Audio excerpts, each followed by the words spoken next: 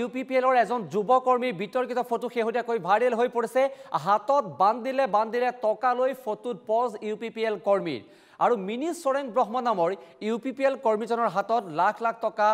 উদ্ধাৰ হৈছে আৰু ইয়াৰ পূৰ্বে এনে ঘটনা সংঘটিত হৈছিল গতিকে দেখিবলৈ পোৱা গৈছে UPPLৰ যুৱকৰ্মীৰ বিতৰ্কিত ফটো পুনৰবাৰ ভাইৰেল হৈ পৰিছে হাতত বান্দিলে টকা লৈ ফটো পজ দিয়াৰ ফটো পুনৰবাৰ ভাইৰেল হৈছে মিনি সৰেং ব্ৰহ্ম নামৰ UPPL কৰ্মীজনৰ হাতত বৃহৎ পৰিমাণৰ ধন এদৰে উদ্ধাৰ হোৱা পৰিলক্ষিত হৈছে আৰু ইয়াৰ পূৰ্বেও এনে ঘটনা সংঘটিত হৈছে নিৰ্বাচনৰ সময়ত দেখিবলৈ পোৱা গৈছিল সোশ্যাল মিডিয়াত তেনে ছবি ভাইৰেল হৈ পৰিছিল নিৰ্বাচনৰ প্ৰাক্ষণত এনে ঘটনাই এক চেপা উত্তেজনাৰ বিৰাজ কৰিছে পুনৰ UPPLৰ এজন যুৱকৰ্মীৰ বিতৰ্কিত ফটো শেহতীয়াকৈ ভাইৰেল হৈ পৰা পৰিলক্ষিত হৈছে আৰু সমগ্ৰ ঘটনা কেন্দ্ৰ কৰি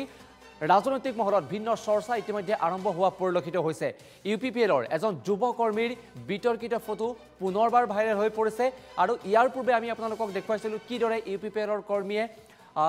টকাৰ সজ্জাত এক প্ৰকাৰ শুই পৰিছিল আৰু শেহতীয়া এই আলোকচিত্ৰ আমি আপোনালোকক এই মুহূৰ্তত দেখুৱাইছোঁ আৰু এইদৰে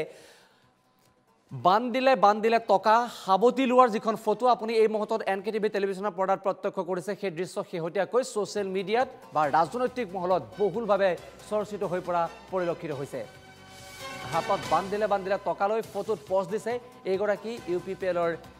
কৰ্মীয়ে মিনি সৰেং ব্ৰহ্ম নামৰ এই যুৱকজনৰ আলোকচিত্ৰ ইতিমধ্যে ভাইৰেল হৈ পৰা পৰিলক্ষিত হৈছে